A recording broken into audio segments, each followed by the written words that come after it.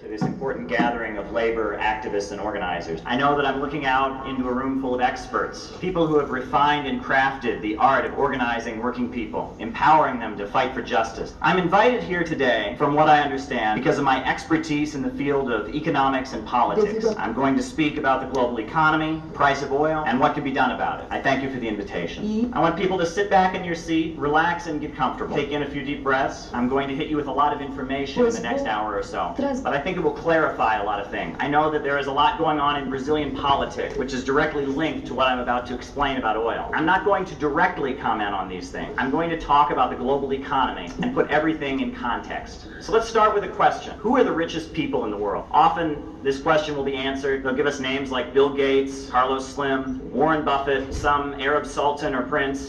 Forbes magazine publishes a list of the 100 richest people in the world. This is all utter nonsense. All of these men are poor compared to those who have the real power. These people are listed as the richest people in the world because they are so poor that they have to keep their money in their own name. Those who are really rich, those with the most wealth and power, they have such astronomical amounts of wealth that often their net worth can't even be calculated. The richest people in the world, they can really be described with two words: oil bankers. The House of Rockefeller, the House of Morgan, Carnegie, the Rothschild, the Mellons, DuPonts. These oil and banking dynasties sit at the center of a small network of deeply entrenched and powerful influence, dominating the economies of the United States, Western Europe, and most of the planet. Let's take as a case study the Rockefellers. When Nelson Rockefeller, one of the many heirs of John D. Rockefeller, when he was being questioned by the U.S. Congress in 1974, some of the most brilliant investigators and journalists, economists, they all assembled, and they tried to determine exactly how much money he had. And none of them could really figure it out. In his own name, Mr. Rockefeller had a few $billions.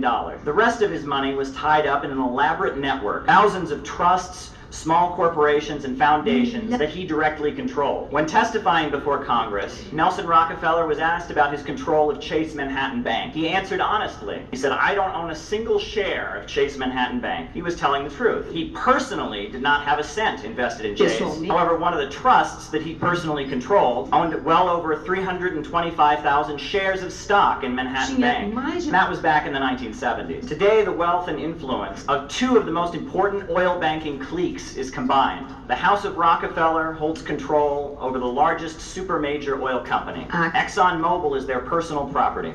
In addition, this powerful family jointly controls an entity called J.P. Morgan Chase with the Morgans. The Morgans are another powerful family in the United States. They're the owners of General Electric, the sixth largest corporation in the United States. If you look at the billions of dollars in the hands of the Rockefellers and the Morgans, as they exercise control over the biggest bank, the biggest oil corporation, the biggest electronics manufacturer, you can see that their money and their ownership has also bought them a large amount of power and influence. There is no key aspect of the global economy that the oil bankers haven't put their stamp on and tried very hard to influence. General Electric ranks 21st among corporations that are contracted by the U.S. military. This entity, controlled by the Rockefellers and the Morgans, has over 6,600 contracts with the Pentagon. They bring in $2 billion a year in U.S. military projects alone. You can bet that the U.S. military brass is very concerned about making sure that the Rockefellers and the Morgans are very happy about whatever decision they make. Furthermore, the global media conglomerate called NBC Universal is their personal property. Universal Studios, one of the big six in Hollywood, it's also their property. Most art museums in the United States depend on money from the Rockefellers and the Morgans. If it weren't for their influence, we might never have heard the names Andy Warhol or Jackson Pollock. Almost every major college and university in the United States depends on money from Rockefeller foundations. So academia is under their direct control as well.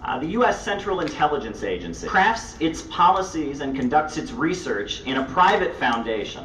It's called the Council on Foreign Relations. ExxonMobil and a variety of Rockefeller foundations and the Ford Foundation, they bankroll this powerful institution. The Council on Foreign Relations, controlled by the oil bankers, is essentially the brain of the CIA. They find the smartest minds in the United States. They pay them six-figure salaries to make proposals and calculations about how the United States should wield its influence around the world. The Council on Foreign Relations thinks it up, and the CIA does it. Even the manner in which the CIA operates around the world is directly accountable to the the Rockefeller, Morgan, and Ford dynasties. diretamente. The CIA does very little work on its own. CIA agents aren't generally the ones getting their hands dirty, conducting coups, kidnapping people, torturing people. The CIA generally has the job of finding dupes and allies in the country of interest. They advise them, they instruct them, and they let them carry out the tasks that serve the interests of U.S. foreign policy. And the key to the CIA and helping their dupes and allies is connecting them to Wall Street-controlled non-governmental organizations, NGOs, and Rockefeller-controlled foundations. The CIA goes into a country, finds people to carry out its mission, and then the network of wealthy families that control the 4 biggest oil companies in the world, they pay them to do it. The National Endowment for Democracy, the Open Society Institute, a whole network of organizations controlled by George Soros, they are part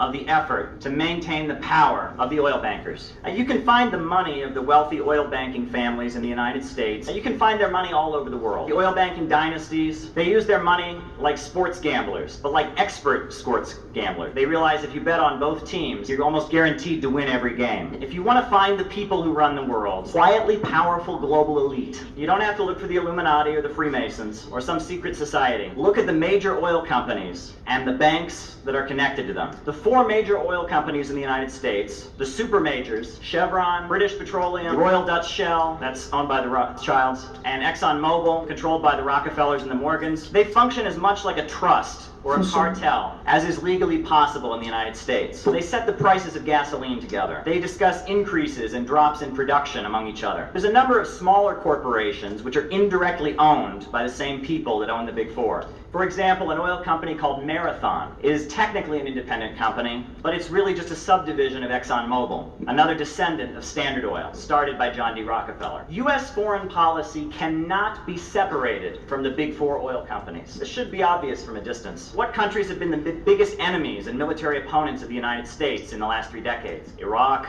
Libya, Venezuela, Russia, Iran. All of these countries are major oil exporters. Who pays for the Council on Foreign Relations? Who does business with the Pentagon? Who owns the banks at the center of the European Union? Who funds both the Democratic and Republican parties in the United States? Who funds the Labour Party, the Conservative Party, and the Liberal Democratic Party in Britain? The very ground on which the United Nations headquarters is built was a personal donation from the Rockefeller family. Henry Kissinger, one of the most influential figures in setting U.S. foreign policy, is a complete creation of the oil bankers. He worked for the Rockefellers before he worked for Washington. Look at the think tanks where decisions are made by powerful leaders. You'll see that roughly the same people work at all of them. The same people fund them also. The Asia Society, the Brookings Institute, the American Enterprise Institute, the Hoover Institution, the Heritage Foundation. It's not hard to find out where all of these policy-setting institutions get their money, and you can trace it to the oil bankers. So with that in mind, I'm going to answer the following questions. Why did the oil price drop in 2014? Why does it remain around $30 a barrel? What is the relationship between oil and development? And why is the global economy facing a crisis? Let's go back to the first years of the 21st century. Following 2001, the policies crafted by the Council on Foreign Relations and carried out by the Bush administration, they had a very obvious impact. They drove oil prices up. When Iraq was invaded on March 19th, 2002, the U.S. military destroyed the country's infrastructure with a torrent of missiles they call shock and awe. The country was destroyed. It was removed from the world market. Millions of Iraqis died, and the price of oil went up. And almost immediately after Iraq was destroyed, the U.S., Britain, and Israel began to escalate an international campaign against one of Iraq's neighbors. One of Saddam Hussein's biggest enemies, the Islamic Republic of Iran. A barrage of media propaganda insinuated that Iran was trying to develop nuclear weapons, and the international community was rallied to put sanctions on the Islamic Republic of Iran. The sanctions restricted Iran's ability to sell oil. Iranian oil was removed from the market, and the price of oil went up. In 2008, the U.S.-aligned regime in Georgia had attacked the Russian-aligned territory of South Ossetia. This sparked a war between Russia and Georgia. As a result of this war, the international community was rallied to put sanctions on Russia. Russia's oil was put on the market, taken off the market, and the price of oil went even higher. As Bush left office in January of 2009, the oil prices had reached the highest in world history, over $110 a barrel. The Council on Foreign Relations, the Pentagon, and the CIA, directly linked to the major oil companies, they had carried out a series of policies engineered to drive the price of oil up. You can't dismiss that as a mere coincidence. However, in the process of engineering U.S. foreign policy toward making astronomical profits, the 4 super majors had created a problem for themselves on the international markets. In 2003, as oil prices were rising, Chavez drastically altered the nature of Venezuela's nationalized oil resources. He reoriented Venezuela's oil so that the proceeds would go almost entirely to the domestic budget. Chavez became amazingly popular as he provided free health care and free education and other services to the population with the oil proceeds. Russia also got stronger. During the 1990s, in the aftermath of the collapse of the Soviet Union, Russia was in an economic disaster. Mass unemployment, massive crime, the country was depopulating as people fled. But with the oil boom, Putin was able to restart the Russian economy. Putin was able to put the economy back in order by exporting oil, as well as natural gas. The booming oil prices enabled Putin to launch what he called the National Priorities Project. They vastly improved the state-run health services. They subsidized housing for low-income Russians. And they created an apparatus of anti-imperialist media. With state-controlled petroleum and natural gas, the industrial output of Russia increased by 125%. The wages of Russian workers tripled during the first 8 years of the Putin administration. The Russian state, centered around high oil and natural gas prices, aligned with the Russian Orthodox Church, it formed a new kind of anti-capitalist Russian nationalism. The Russian state apparatus is influenced by the legacy of the Soviet Union. It takes pride in the defeat of Adolf Hitler in the Second World War. People call it the new Russian patriotism. Russians are urged to reject Western concepts like individualism and selfishness and be part of a collective effort to build a strong country. In the Islamic Republic of Iran, the high oil prices strengthened figures in Iranian politics that they call principalists. In the US media, they derogatorily call them hardliners. The Islamic Revolutionary Guard Corps, the Basij, the Islamic University System, these are the networks that emphasize the anti-capitalist goals of the 1979 revolution. And with the high oil prices, they found themselves with a lot of money. So while Chevron, BP, Royal Dutch Shell, and ExxonMobil were making record profits, their hired analysts were warning them that the world situation was slipping out of their fingers. And it was beyond Russia, Venezuela, and Iran. The Islamic Socialist government of Libya grew more powerful due to high oil prices. Gaddafi was elected as president of the African Union. Ecuador saw significant economic growth. In this country, your government-controlled oil company called Petrobras, it became the third largest corporation in the entire hemisphere. Petrobras, that is not controlled by the big four oil corporations, but the majority of the shares in the hands of the Republic of Brazil was larger than BP and ExxonMobil and larger than Microsoft. Publicly controlled natural resources all over the world were becoming the basis for economic independence. The Eurasian alliance between Russia and China became essential.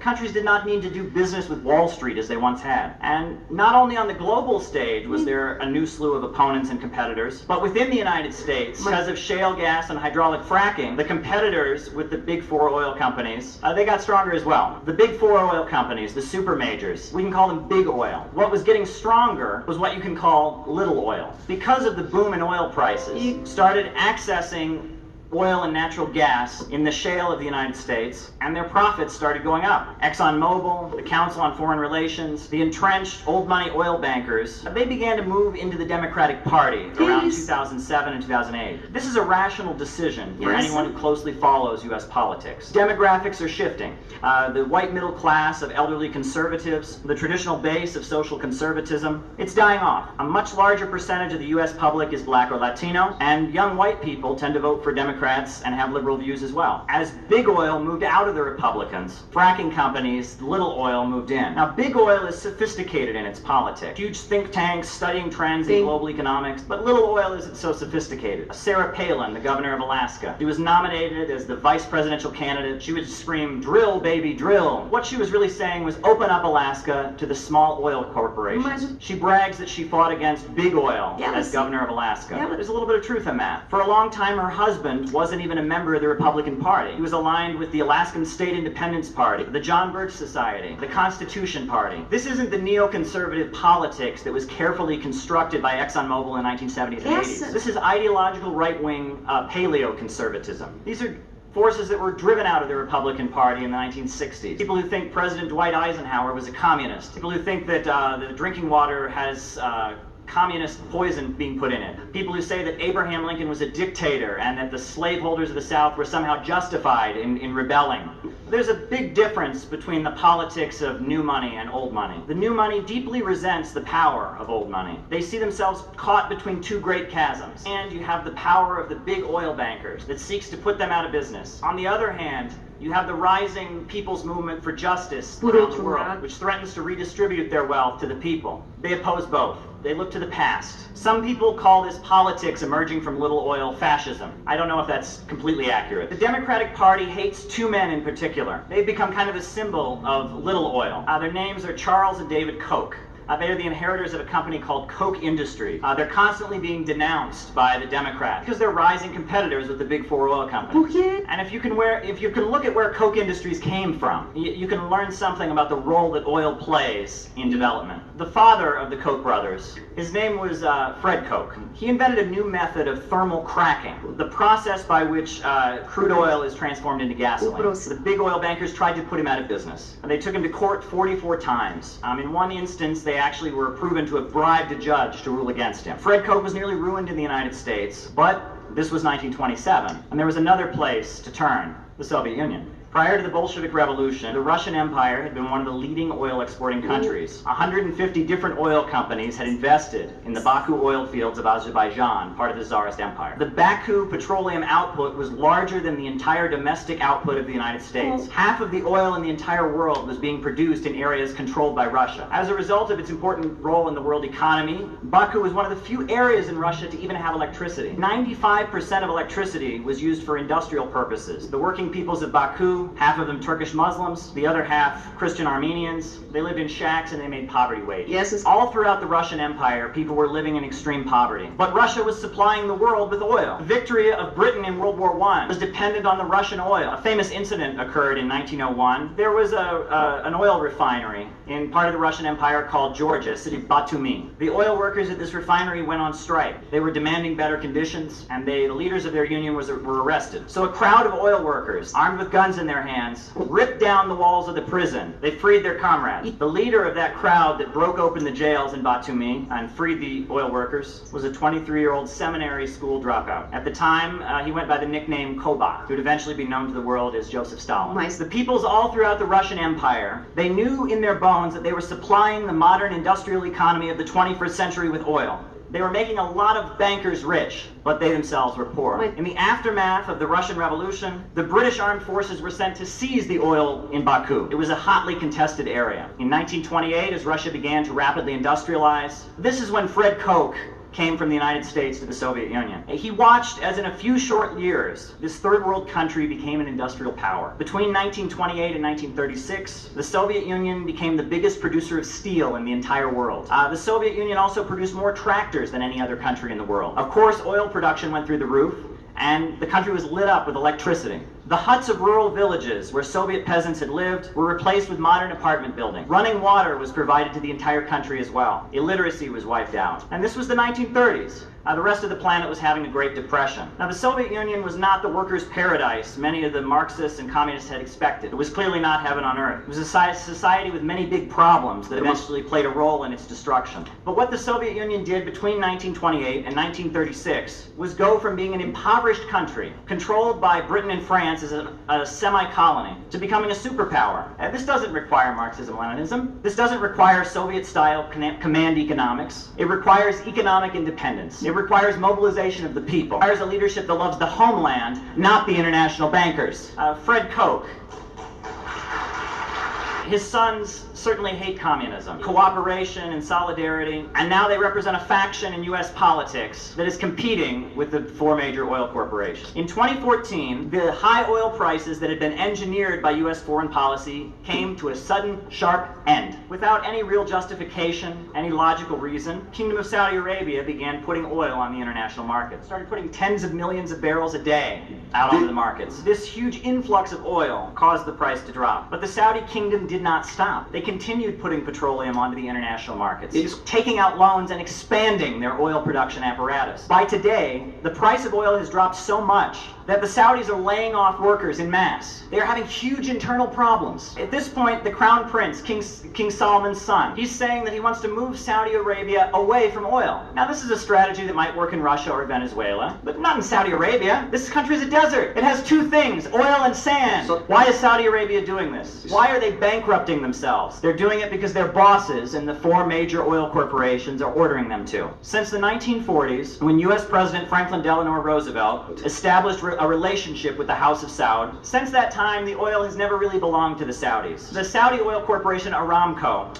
they're just vassals, they're just middlemen, they're just agents. The Saudis now have the 4th largest military budget of any country in the world. They purchase their weapons exclusively from the United States. Saudi Arabia is just an extension of the power of the big oil bankers in the US. They are getting their orders from the Council on Foreign Relations to drop the oil price as low as they can in order to cash starve Iran, Russia, and Venezuela, as well as the Koch brothers and the little oil in the United States, and restore the monopoly of the Big Four. We actually have a confession of this from the son of Ronald Reagan, Michael Reagan. He says, quote, I'll read it to you. Since selling oil was the source of the Kremlin's wealth, my father got the Saudis to flood the market with cheap oil. The lower oil prices devalued the ruble, causing the USSR to go bankrupt. Now Obama is doing the same thing. This is the son of Ronald Reagan. The oil price drop of the 1980s also served political purposes, and it was also carried out by Saudi Arabia. At this time, the Soviet Union was reorienting its economy. It was trying to export more oil. They constructed a huge pipeline. It connected an oil field in Siberia with France. They put billions of dollars into this. But when it was completed in 1984, the CIA and the Saudis had dropped the oil prices, and it didn't even pay for itself. In the United States, we call this a Walmart scheme. The company Walmart, it goes into a town, lowers its prices, puts all the stores out of business, and it raises the price back up again. However, there's a danger in this, because the oil price drop, it's taking place in the context of a bigger crisis. You'll notice a lot of Walmart stores across the United States and around the world are closing. President Obama likes to talk about how cheap gasoline is. But if you go to any gas station in the Midwestern or southern parts of the United States, if you wait there all day and watch, you'll see a mother with children pull up. She'll very carefully put $2 worth of gasoline into her car. You can't do much with $2 worth of gasoline. There's an economic crisis in the United States, and it's a global crisis. It's not just the price of oil that's down. The price of steel is down. The price of copper is down. The price of gold is down. The price of all the commodities are down. What's causing this? Well, this is a result of the computer revolution. The process of production has become so efficient that there isn't room for millions of people on the global assembly line any longer. People are fleeing Africa for Europe. People are fleeing Bangladesh. People are fleeing the Philippines. People are fleeing Central America. The global economy has become so efficient that they don't have room to employ millions of people. In the United States, after the Second World War, the working people, at least the white ones, and the wealthy and the rich and powerful, we had kind of an agreement. The agreement was that they got to go around the world, they got to carry out their coups, they get to murder people in Korea and Vietnam, they commit these horrendous crimes, and we do nothing about it, and we wave the flag like patriots, and in exchange we get a house, and a car, and a TV set, and the American dream. But the Soviet Union is gone. They don't need the American dream any longer. This agreement has been terminated. At this point, production is so efficient. Let me give you an example. At one time, there were these places called bookbinderies. Hundreds, thousands of people would be employed. They would spend the whole days just binding books. Well, now they have a machine where a single book can be published, can be printed by simply uploading a computer file and pushing a button. As my friend, the brilliant economist, as he explained, the capitalism of the United States, it has moved into a mode that they can call accumulation through destruction. Why is it that the U.S. is the center of the world economy? It's because Western Europe and so much of the world was destroyed in the Second World War. And with the rest of the world reduced to rubble, the big bankers and billionaires of the U.S. could get rich selling things to the rest of the world. We have militarism in the United States, a kind of vulgar Keynesianism. In order to keep the economy going, you have to constantly be spending on the military. These bankers, they've even turned the prison system in the United States into a way to make profit. The reason that we have the largest prison population in the entire world is because a number of our prisons are not owned by the government. We have private prisons. A corporation gets paid for every person that's locked up. They have an incentive to keep crime going. This is insane capitalism. One of the biggest myths we hear the defenders of neoliberalism and markets, they put forward this idea that markets are the only way to have innovation and creativity. If you think that the free market and capitalism promotes innovation, tell me, why does Hollywood make the same movie over and over and over again? Yes, capitalists take risks, but they prefer not to. They want to have a secure investment. They want to maximize profit. When were the first computers created? There's many different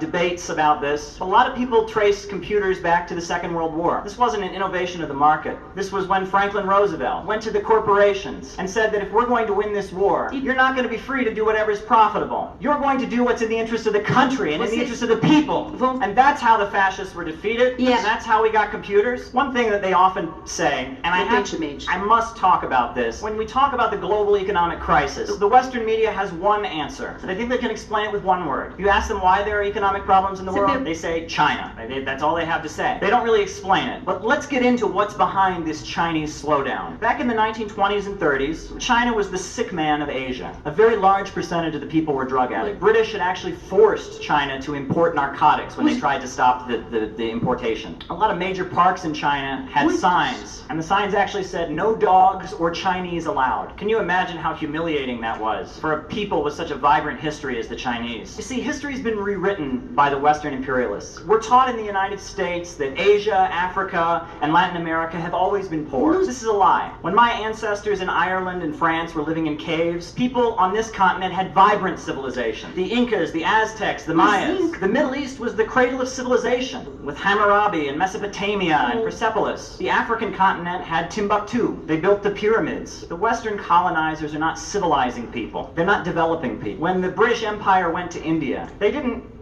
put the people of India to work in the textile mills. They burned the textile mills of India, and they forced the people of India to buy their cloth from Britain. Look at Mexico today. Once there was a vibrant agricultural industry in Mexico. Since the intervention of Western corporations, millions of Mexican farmers have been tossed out their land, and now they're forced to import food from the United States. For centuries prior to 1949, the West had been investing in China. They'd been doing business there, but the people were poorer than they ever had been. But 1949 changed everything. A new government came into power. Prior to 1949, China had no steel production whatsoever.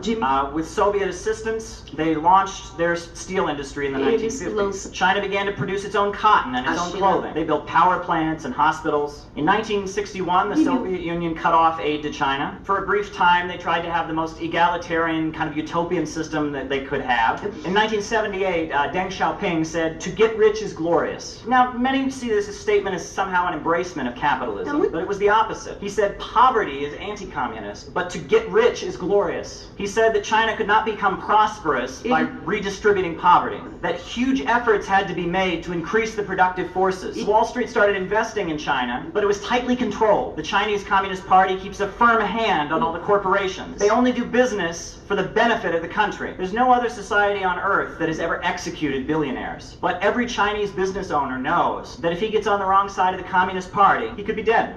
Recently, the owners of the McDonald's meat supplier, it's a U.S.-owned corporation called OSI, they were serving rotten meat to the public. The Communist Party bosses in Shanghai brought them out of their offices in handcuffs. So what is this Chinese slowdown? China has stood up. What started in the mountains with Mao Zedong and the Eighth Route Army has drastically changed the world situation. 50% of the world's steel is produced in China's government-owned steel industry. China makes its own cars, its own cell phones, its own satellites. The Chinese slowdown is simply the fact that China is no longer buying things from the colonizers and the imperialists. Wall Street bankers can't depend on making money from China because the Chinese people don't have to buy it from them anymore. The Chinese people have stood up and they have their own economy. Now, there are problems on the stock market, but the Chinese stock market is very small. Less than 2% of the population is invested in it. But the wages of Chinese industrial workers increased by 14% in 2012. The world tourism industry is having a boom because there's a new wave of Chinese people going on vacation. First time in the history of their family. China has lifted itself up out of poverty. It has taken control of its resources and its economy, and now it's leading the world. If I've learned anything from Bill Dorers, the economist who taught me, who got me to think beyond ideology and about economics, is that the imperialists don't want to make people rich. They don't want to lift people up. They don't want to stabilize. They want to tear things down so people are dependent on them. There's a lot of confusion about capitalism and socialism. In the U.S., we have a guy named Bernie Sanders. He's running for president as a socialist. When I asked him what socialism means, he says socialism is a government that works for everyone. By his definition, every candidate would be a socialist. None of the candidates say, I only want the government to work for some people. That's not very good campaign rhetoric. What is capitalism? Well, the best definition that I found comes from Frederick Engels. He said, under capitalism, the means of production only function as preliminary transformation into capital. Houses don't get built so people can live in them. Houses get built so landlords and bankers can make money selling and renting them. Food isn't produced so that people can eat it. Food is produced so that capitalists can make money selling it. This system based on naked self-interest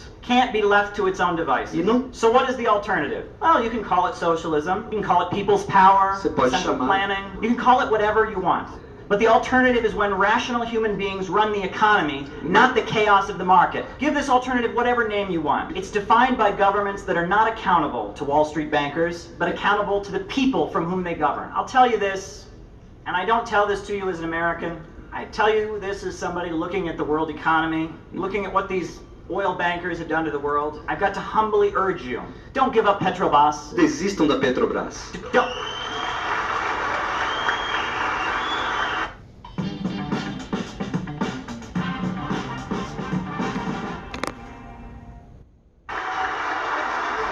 Don't let Rockefeller, Carnegie, DuPont, and Rothschild come into Brazil. No. Preserve the republic and the control of natural resources. The forces of evil behind modern international capitalism, they have no loyalty of any kind. They aren't patriotic, they aren't religious, they don't worship any god but money. They blindly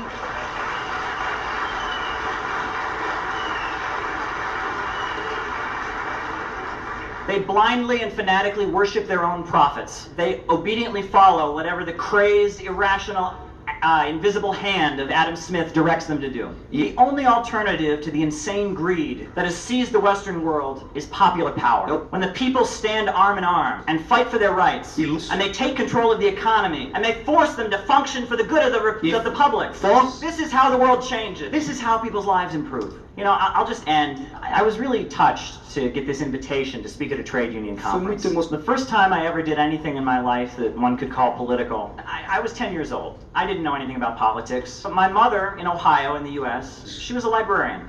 And at her library, there was a problem of crime. And the librarians went to their bosses, and they demanded that security guards be put in the library. It's a very sensible demand. But the bosses refused. So the librarians went on strike. And I, as a small 10-year-old child, walked the picket lines with my mother. Her library was much safer than some of the other ones in the system. They didn't necessarily need security at their library. But when their sisters walked out, they walked out together. This is the union movement. This is solidarity. This is the hope for the human race.